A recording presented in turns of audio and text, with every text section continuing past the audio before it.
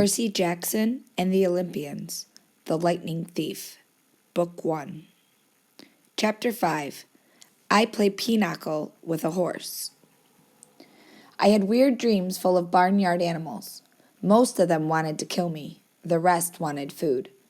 I must have woken up several times, but what I heard and saw made no sense, so I just passed out again. I remember lying in a soft bed, being spoon-fed something that tasted like buttered popcorn, only it was pudding. The girl with the curly blonde hair hovered over me, smirking as she scraped drips off my chin with the spoon. When she saw my eyes open, she asked, "What will happen at the next summer solstice?" I managed to croak, "What?" She looked around as if afraid someone would overhear. "What's going on? What was stolen? We only have a few weeks." "I'm sorry," I mumbled. "I don't—" Somebody knocked on the door, and the girl quickly filled my mouth with pudding. The next time I woke up, the girl was gone. A husky blonde dude, like a surfer, stood in the corner of the bedroom keeping watch over me. He had blue eyes, at least a dozen of them, on his cheeks, his forehead, and the backs of his hands. When I finally came around for good, there was nothing weird about my surroundings, except that they were nicer than I was used to. I was sitting in a deck chair on a huge porch, gazing across a meadow at green hills in the distance. The breeze smelled like strawberries. There was a blanket over my legs, a pillow behind my neck. All that was great, but my mouth felt like a scorpion had been using it for a nest. My tongue was dry and nasty, and every one of my teeth hurt. On the table next to me was a tall drink. It looked like iced apple juice with a green straw and a paper parasol stuck through the maraschino cherry. My hand was so weak I almost dropped the glass once I got my fingers around it. "Careful," a familiar voice said. Grover was leaning against the porch railing, looking like he hadn't slept in a week. Under one arm he cradled a shoebox. He was wearing blue jeans, Converse high tops, and a bright orange t-shirt that said, "Camp Half-Blood." Just plain old Grover, not the goat boy. So maybe I'd had a nightmare. Maybe my mom was okay. We were still on vacation, and we'd stopped here at this big house for some reason, and... "You saved my life," Grover said.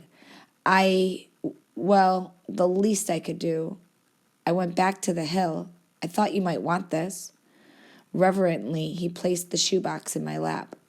Inside was a black and white bull's horn, the base jagged from being broken off, the tip splattered with dried blood.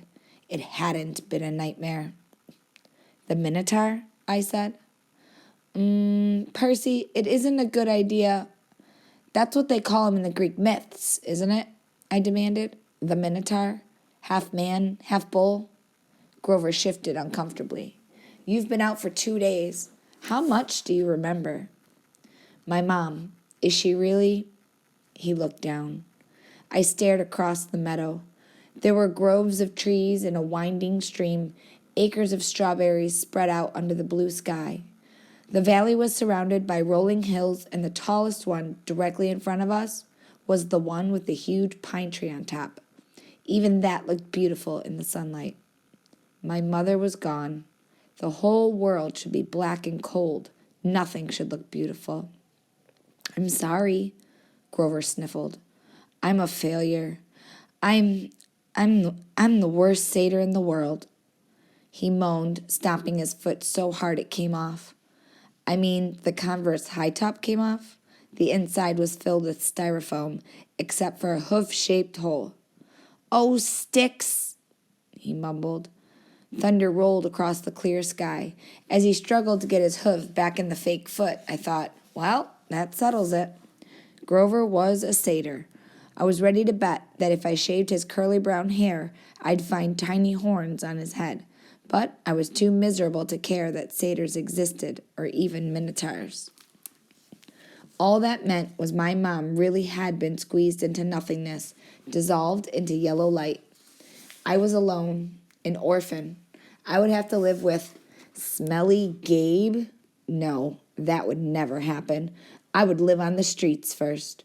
I would pretend I was 17 and join the army. I'd do something. Grover was still sniffling. The poor kid, poor goat, satyr, whatever, looked as if he'd expected to be hit. I said, "It wasn't your fault." "Yes, it was. I was supposed to protect you." "Did my mother ask you to protect me?" "No, but that's my job. I'm a keeper. At least, I was." "But why?"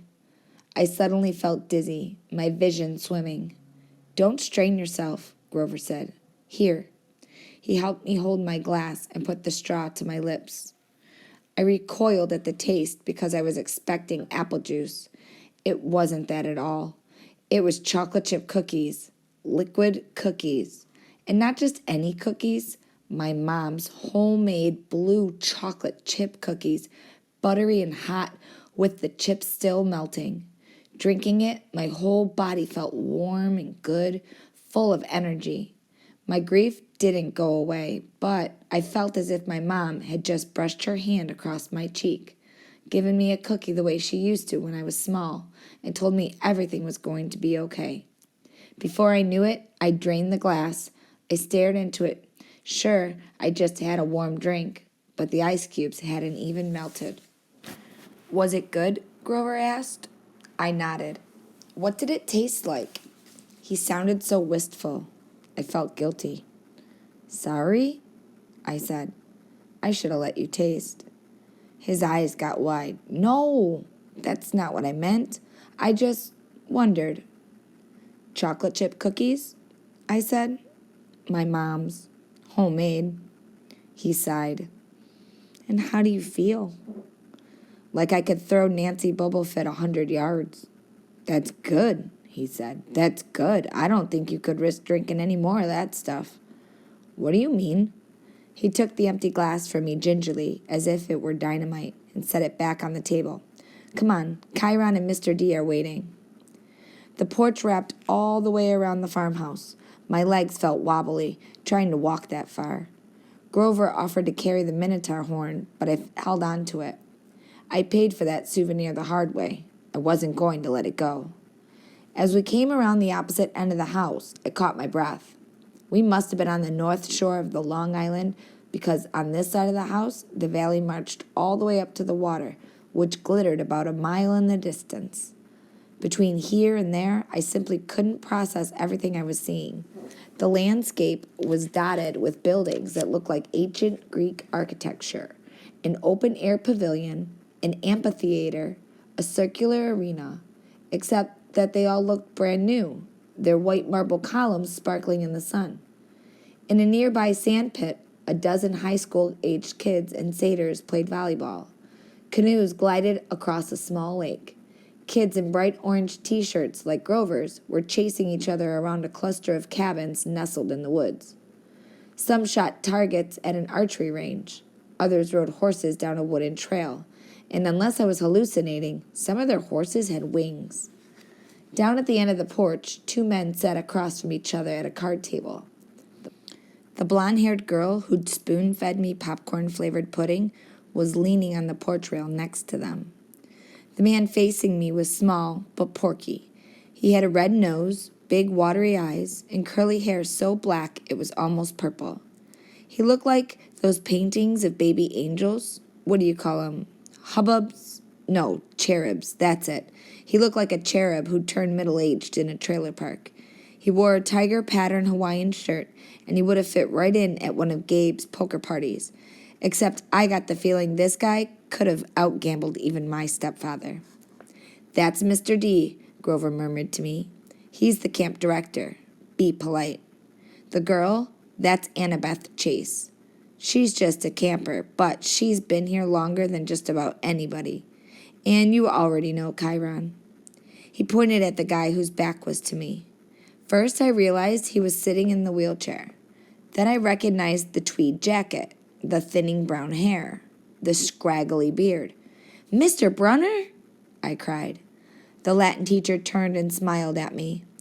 His eyes had that mischievous glint that they sometimes got in class when he pulled a pop quiz and made all the multiple choice answers B.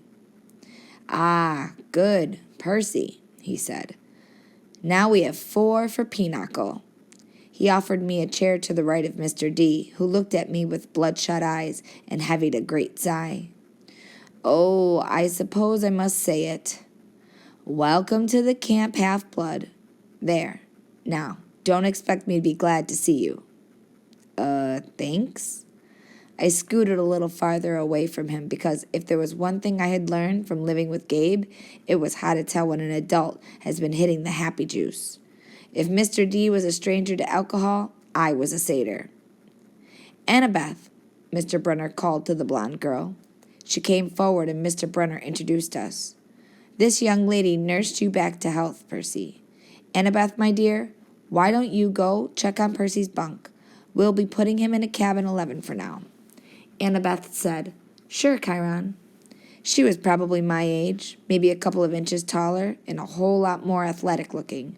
With her deep tan and her curly blonde hair, she was almost exactly what I thought a stereotypical California girl would look like, except her eyes ruined the image. They were a startling gray, like storm clouds. Pretty, but intimidating, too, as if she were analyzing the best way to take me down in a fight. She glanced at the Minotaur horn in my hands, then back at me. I imagined she was going to say, "You killed a Minotaur?" or "Wow, you're so awesome," or something like that. Instead, she said, "You drool when you sleep." Then she sprinted off down the lawn, her blonde hair flying behind her. "So," I said, anxious to change the subject, "you, work here, Mr. Brunner?" "Not Mr. Brunner," the ex-Mr. Brunner said. "I'm afraid that was a pseudonym. You may call me Chiron." "Okay." Totally confused, I looked at the director. "And Mr. D, does that stand for something?" Mr. D stopped shuffling the cards. He looked at me like I had just belched loudly. "Young man, names are powerful things. You don't just go around using them for no reason." "Oh, right. Sorry." "I must say, Percy," Chiron Brunner broke in, "I'm glad to see you alive. It's been a long time since I've made a house call to a potential camper. I'd hate to think that I've wasted my time." "House call?" "My year at Yancey Academy to instruct you. We have satyrs at most schools, of course, keeping a lookout. But Grover alerted me as soon as he met you. He'd sensed you were something special, so I decided to come upstate. I convinced the other Latin teacher to take a leave of absence. I tried to remember the beginning of the school year. It seemed like so long ago. But I did have a fuzzy memory of there being another Latin teacher my first week at Yancey. Then, without explanation, he had disappeared and Mr. Brunner had taken the class. "You came to Yancey just to teach me?" I asked. Chiron nodded. "Honestly, I wasn't sure about you at first. We contacted your mother, let her know we were keeping an eye on you in case you were ready for Camp Half-Blood, but you still had so much to learn. Nevertheless, you made it here alive, and that's always the first test." "Grover," Mr. D said impatiently, "are you playing or not?" "Yes, sir." Grover trembled as he took the 4th chair, though I didn't know why he should be so afraid of a pudgy little man in a tiger print Hawaiian shirt. "Do you know how to play pinochle?" Mr. D eyed me suspiciously. "I'm afraid not," I said.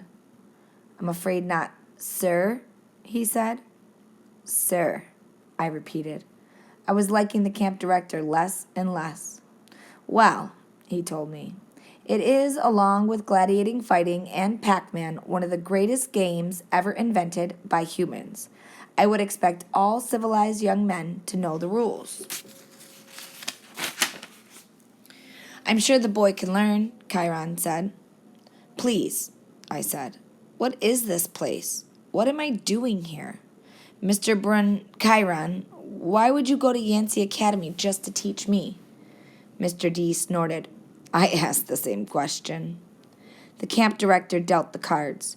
Grover flinched every time one landed in his pile. Chiron smiled at me sympathetically the way he used to in Latin class, as if to let me know that no matter what my average was, I was his star student. He expected me to have the right answer. Percy, he said, did your mother tell you nothing? She said, I remembered her sad eyes looking out over the sea. She told me she was afraid to send me here, even though my father had wanted her to. She said that once I was here, I probably couldn't leave.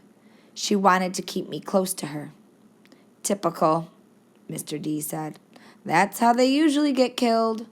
Young man, are you bidding or not? What? I asked. He explained impatiently how you bid in Pinochle, and so I did. I'm afraid there's too much to tell, Chiron said. I'm afraid our usual orientation film won't be sufficient. Orientation film? I asked. No, Chiron decided. Well, Percy, you know your friend Grover is a satyr. You know, he pointed to the horn in the shoebox, that you have killed the Minotaur. No small feat either, lad. What you may not know is that great powers are at work in your life. Gods, the forces you call Greek gods, are very much alive. I stared at the others around the table, and I waited for someone to yell, Not!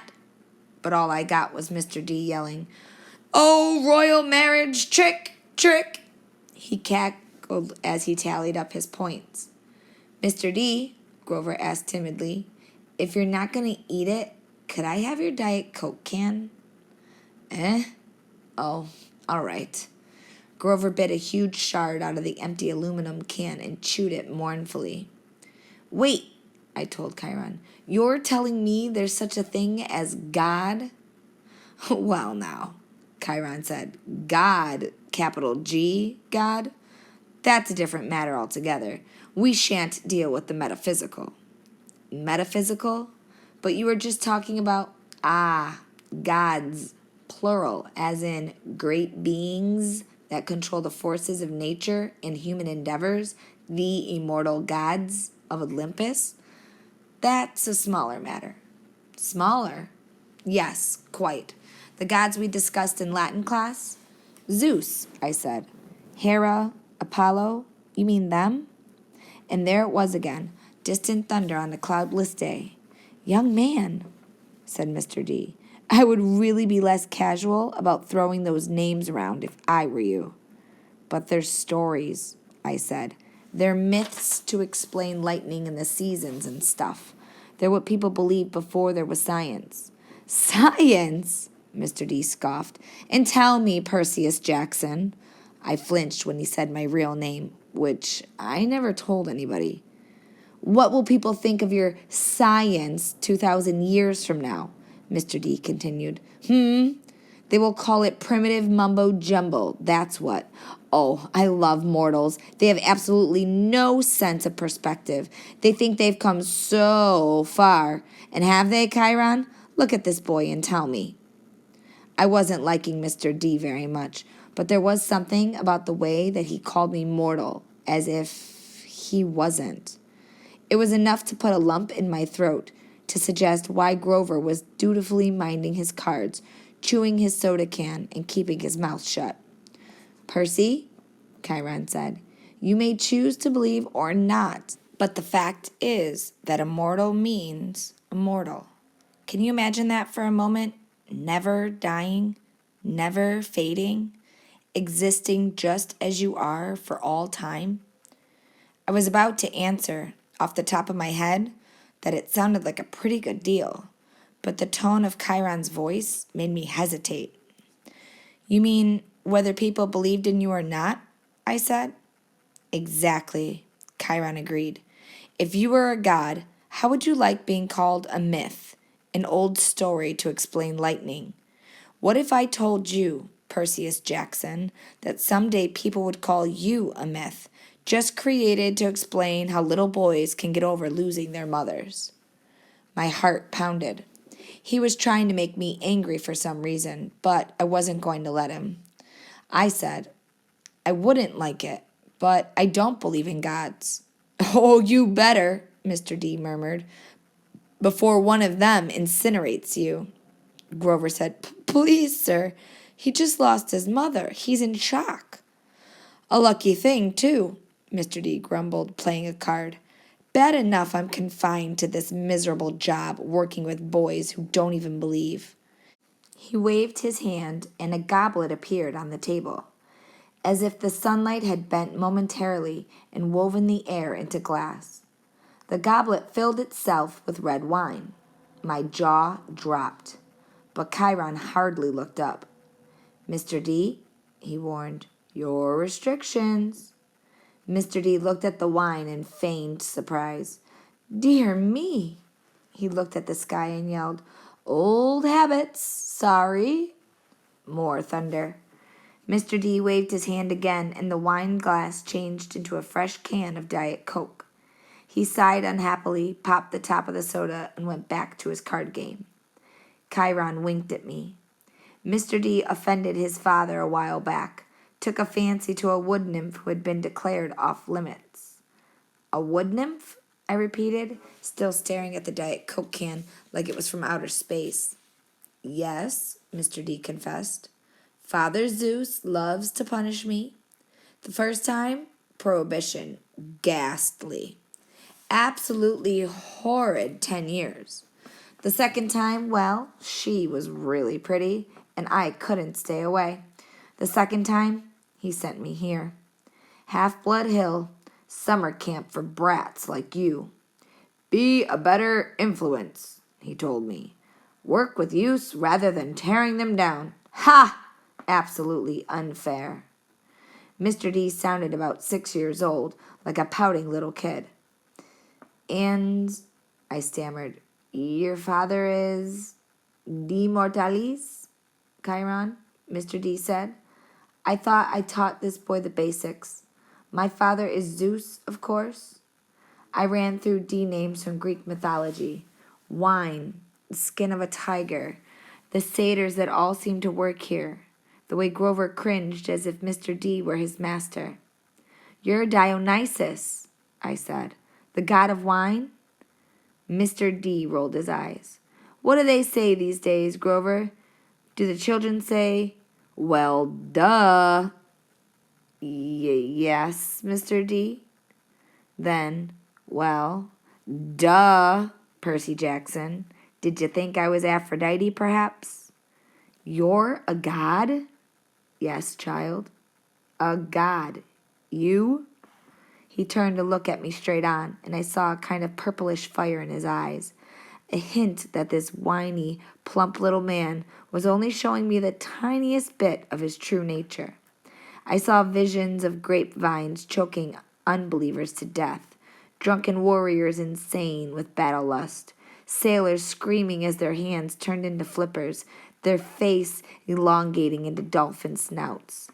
I knew that if I pushed him, Mr. D would show me worse things. He would plant a disease in my brain that would leave me wearing a straitjacket in a rubber room for the rest of my life.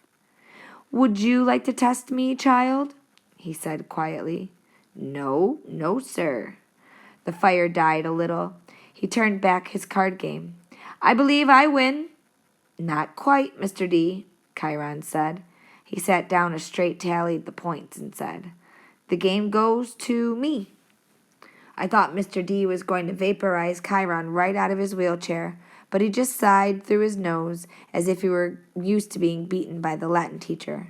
He got up, and Grover rose too. I'm tired, Mr. D said. I believe I'll take a nap before the sing-along tonight. But first, Grover, we need to talk, again, about your less-than-perfect performance on this assignment. Grover's face beaded with sweat. Yes, sir. Mr. D turned to me. Cabin 11, Percy Jackson, and mind your manners. He swept into the farmhouse, Grover following miserably. Will Grover be okay? I asked Chiron. Chiron nodded, though he looked a bit troubled. Old Dionysus isn't really mad. He just hates his job. He's been, grounded, I guess you would say, and he can't stand waiting another century before he's allowed to go back to Olympus. Mount Olympus? I said. You're telling me there really is a palace there? Well, now, There's Mount Olympus in Greece, and then there's the home of the gods, the convergence point of their powers, which did indeed used to be on Mount Olympus. It's still called Mount Olympus, out of respect to the old ways, but the palace moves, Percy, just as the gods do. You mean the Greek gods are here, like in America? Well, certainly, the gods move with the heart of the West. The what? Come on, Percy. What do you call Western civilization? Do you think it's just an abstract concept? No, it's a living force, a collective consciousness that has burned bright for thousands of years. The gods are part of it. You might even say that they are the source of it, or at least they are tied so tightly to it that they couldn't possibly fade, not unless all of Western civilization were obliterated. The fire started in Greece. Then, as you well know, or as I hope you know, since you passed my course, the heart of the fire moved to Rome, and so did the gods. Oh, different names, perhaps. Jupiter for Zeus, Venus for Aphrodite, and so on. But the same forces, the same gods. And then they died? Died? No. Did the West die? The gods simply moved to Germany, to France, to Spain for a while. Wherever the flame was brightest, the gods were there. They spent several centuries in England. All you need to do is look at the architecture. People do not forget the gods. Every place they've ruled for the last 3,000 years, you can see them in paintings and statues on the most important buildings. And yes, Percy, of course they are there now in your United States. Look at your symbol, the eagle of Zeus. Look at the statue of Prometheus in Rockefeller Center, the Greek facades of your government buildings in Washington. I defy you to find any American city where Olympians are not prominently displayed in multiple places. Like it or not, and believe me, plenty of people weren't very fond of Rome either. America is now the heart of the flame. It is the great power of the West, and so Olympus is here, and we are here. It was all too much, especially the fact that I seemed to be included in Chiron's we, as if I were a part of some club.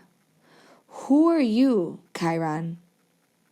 Who am I? Chiron smiled. He shifted his weight as if he were going to get up out of his wheelchair, but I knew that it was impossible. He was paralyzed from the waist down. Who are you? He mused. Well, that's the question we all want answered, isn't it? But for now, we should get you to a bunk in cabin 11. There will be new friends to meet and plenty of time for lessons tomorrow. Besides, there will be s'mores at the campfire tonight, and I simply adore chocolate. And then he did rise from his wheelchair, but there was something odd about the way he did it. His blanket fell away from his legs, but the legs didn't move. His waist kept getting longer, rising above his belt. At first I thought he was wearing a very long, white velvet underwear, but as he kept rising out of the chair, taller than any man, I realized that the velvet underwear wasn't underwear. It was the front of an animal, muscle and sinew under coarse white fur, and the wheelchair wasn't a chair. It was some kind of container, an enormous box on wheels, and it must have been magic because there's no way it could have held all of him.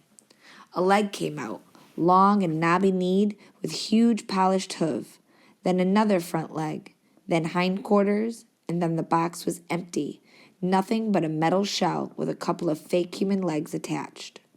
I stared at the horse who had just sprung from the wheelchair, a huge white stallion, but where its neck should be was the upper body of my Latin teacher, smoothly grafted to the horse's trunk. What a relief, the centaur said. I'd been cooped up in there so long, my fetlocks had fallen asleep. Now, come, Percy Jackson, let's meet the other campers.